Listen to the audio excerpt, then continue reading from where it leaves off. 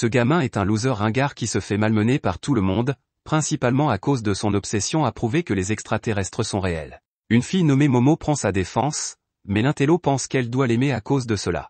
Le mannequin met Momo en danger pour essayer de lui prouver que les extraterrestres existent, mais il finit par trouver un fantôme à la place. La légende dit qu'il se passera quelque chose de terrible si le fantôme vous rattrape, mais le fantôme est incroyablement rapide, et il est en train de rattraper l'intello, qui court pour sauver sa vie. Tout a commencé lorsqu'un homme en a voulu à Momo de ne pas lui avoir donné d'argent et de ne pas l'avoir laissé s'approcher d'elle. Ils finissent par se battre, mais le type décide de la quitter. Cet abruti était le premier petit ami de Momo, mais ses affreux amis n'ont aucune sympathie pour elle. Elle n'a aimé ce garçon que parce qu'il ressemblait à un certain Ken Takakura. Elle veut retrouver un garçon comme Ken et cherche quelqu'un pour la réconforter. Elle trouve un autre élève victime de brimades, mais les brimades sont choquées lorsqu'elle prend la défense de l'enfant. Elle décide que cet imbécile ne vaut pas la peine qu'elle s'y attarde, mais comme les intimidateurs ont cessé de l'importuner, elle s'en va. L'intello suppose qu'elle doit être amoureuse de lui parce qu'elle ne lui aurait pas parlé autrement, et il lui montre frénétiquement ce qu'il était en train de lire. Le président est parti sur Mars, mais la fille n'est pas intéressée. L'intello continue quand même et explique que l'armée américaine a officiellement reconnu l'existence de phénomènes aériens non identifiés.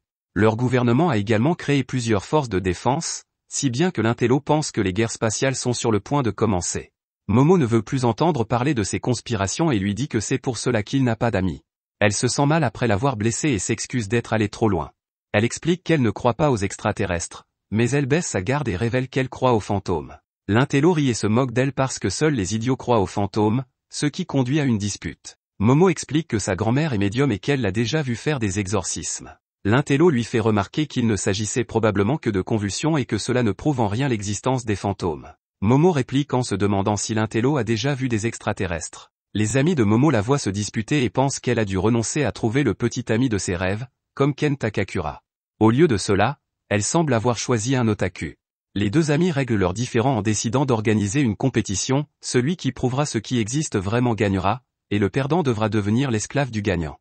Cette nuit-là, Momo est terrifiée lorsque l'intello l'envoie dans un hôpital abandonné. Il lui explique qu'il s'agit d'un point névralgique pour les ovnis et que si elle appelle un ovni sur le toit, elle sera enlevée. Momo n'a aucune idée de ce que c'est, alors il lui explique que c'est quand des extraterrestres vous enlèvent et font des expériences sur votre corps. Momo se demande s'il a déjà été enlevé, mais il ne le sait pas, car ceux qui sont enlevés finissent par voir leur mémoire effacée.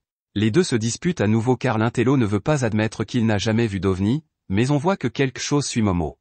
Quant à l'abruti, il arrive au hotspot spirituel où Momo l'a envoyé. L'endroit est terrifiant, mais il est déterminé à prouver que les fantômes n'existent pas.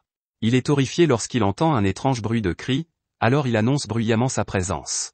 Momo explique que parler fort est la chose la plus dangereuse à faire, et l'enfant suppose que Momo a de l'expérience avec les fantômes. Il s'avère que Momo n'en a jamais vu auparavant, et il recommence à se disputer. Momo explique qu'elle croit sa grand-mère et qu'elle est tout ce qui lui reste après la mort de ses parents. L'intello commence à se montrer gentil, alors Momo lui explique à quel point sa famille est bizarre. Ils l'ont toujours obligée à faire un rituel de bonne chance avant de sortir, et elle devait le faire sur tout le chemin de l'école. Bien sûr, cela lui a valu d'être harcelée sans relâche, et c'est lorsque le garçon qu'elle aimait se moquait d'elle qu'elle souffrait le plus. Sa grand-mère se mettait en colère si elle ne le faisait pas, et Momo la détestait. Jusqu'à récemment, Momo ne parlait plus à sa grand-mère et elle a cessé de faire le rituel. Momo a fini par comprendre que ce qu'elle détestait vraiment, c'était que le garçon qu'elle aimait se moque de sa grand-mère. Elle aimait sa grand-mère parce qu'elle l'avait recueillie, et c'est pour cela qu'elle croit aux fantômes. Momo veut savoir pourquoi le jeune homme croit aux extraterrestres, mais il ne lui dit pas pourquoi. C'est alors que le gamin voit d'étranges empreintes de pas et qu'un fantôme terrifiant lui dit des choses perverses. L'intello prend ses jambes à son cou et Momo lui explique ce qu'elle a entendu sur Internet. D'après certains forums, les personnes qui rencontrent la vieille dame ne doivent à aucun prix se laisser distancer par elle. S'il perd une course contre Turbo Granny, il sera maudit. La grand-mère rattrape l'intello, qui hurle de terreur, et Momo décide d'aller l'aider. Malheureusement, elle a ses propres problèmes car elle est attaquée par un trio. Momo se retrouve dans un endroit plutôt étrange, et le trio se présente comme des serpoiens, car ils viennent de la planète Serpo. Momo est horrifié de constater qu'il s'agit d'extraterrestres bien réels, mais il lui assure qu'ils sont amicaux.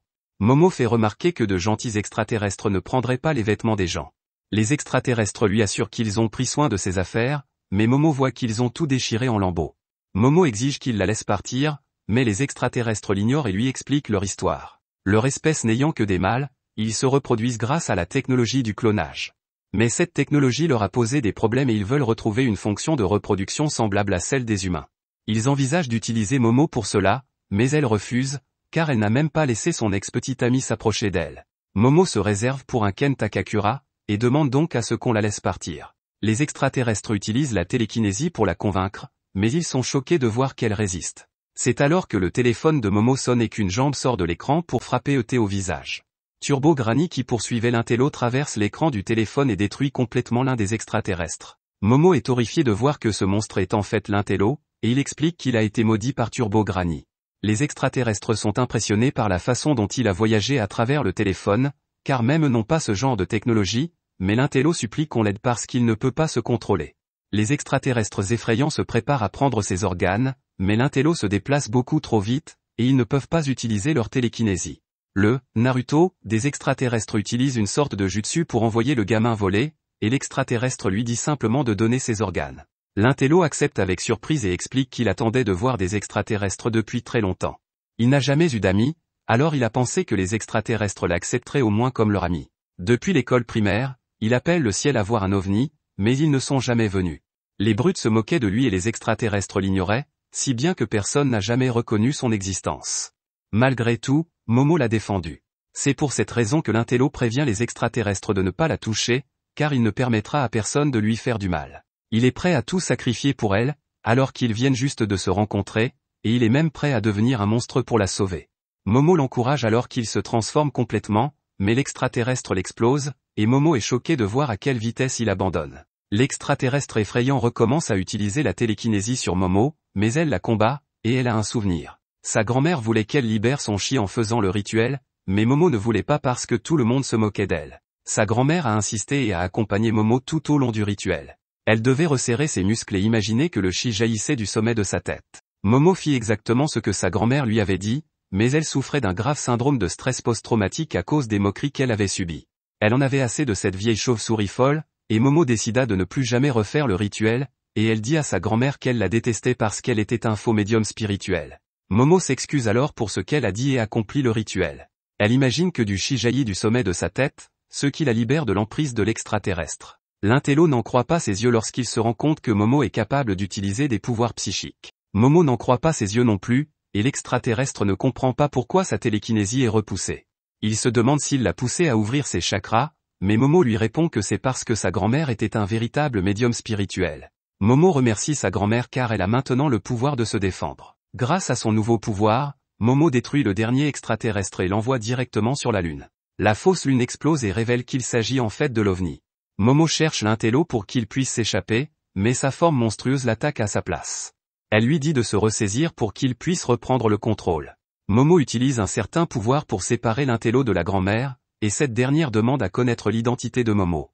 Momo est horrifié de voir que l'intello est toujours maudit, même si la grand-mère a quitté son corps, et le vieux sac lui explique qu'elle est toujours en possession de ses parties masculines. Tant qu'elle en aura le contrôle, l'intello sera maudit.